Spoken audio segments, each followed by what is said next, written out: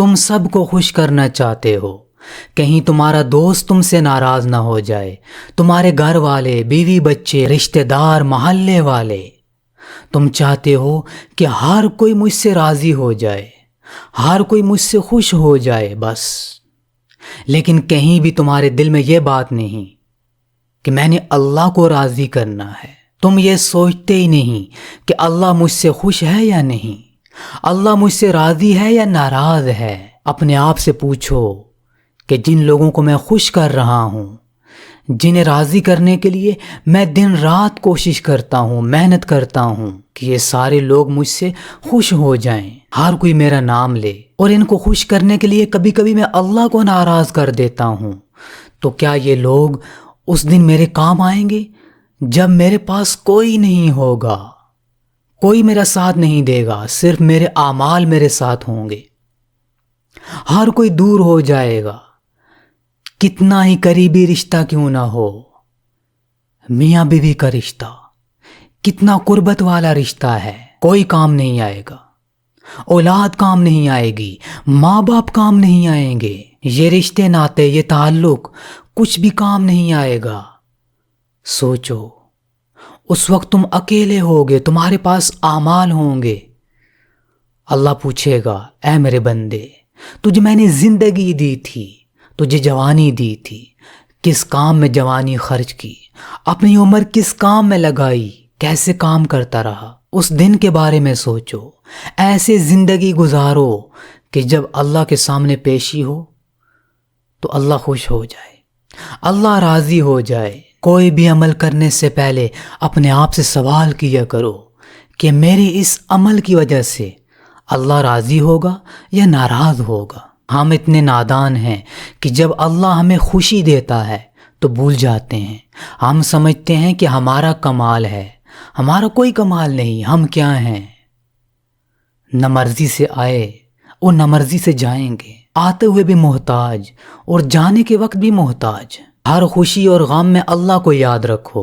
جو انسان ہر حالت میں اللہ کو یاد رکھتا ہے، چاہے کوئی خوشی ہو یا غم ہو، اللہ اس کے ساتھ ہے، اللہ اس کی مدد کرتا ہے۔ اے میرے بندے، تو مجھے یاد رکھ، میں تجھے ہر مشکل سے نکالوں گا۔ جب تو مصیبتوں میں پھنس جائے گا، جب تو کمزور ہو جائے گا، تو میں تیرا ساتھ دوں گا، میں تیری مدد کروں گا۔ لوگوں کو خوش کرنے کے لیے اللہ کو ناراض مت کرنا، اگر وہ ناراض ہو گیا تو ہمارے پاس کیا ہے؟ لوگ تو 2 دن واہ واہ کرتے ہیں پھر بھول جاتے ہیں۔ آج تمہاری واہ واہ ہوگی، کل کسی اور کی واہ واہ کریں گے۔ اپنوں کے لیے بھی اللہ کو ناراض مت کرنا، چاہے کتنا ہی قریبی رشتہ کیوں نہ ہو۔ اپنے ہی دفناتے ہیں، اپنے ہی قبر میں اتارتے ہیں اور بھول جاتے ہیں، کوئی کسی کو یاد نہیں رکھتا۔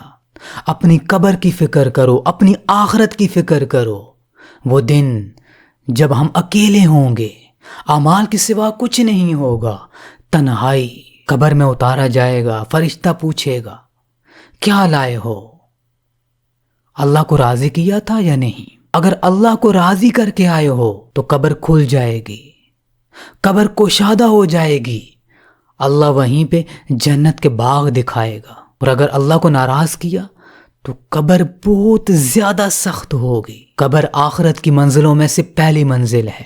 قبر کوئی معمولی چیز نہیں ہے۔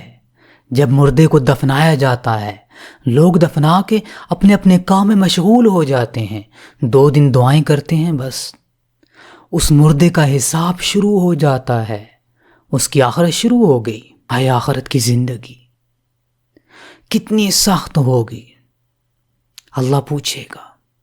وہاں پہ ہیرا پھیری، زبان کی تیزی، انسان کی چالاکی، رشتے ناتے، تعلق۔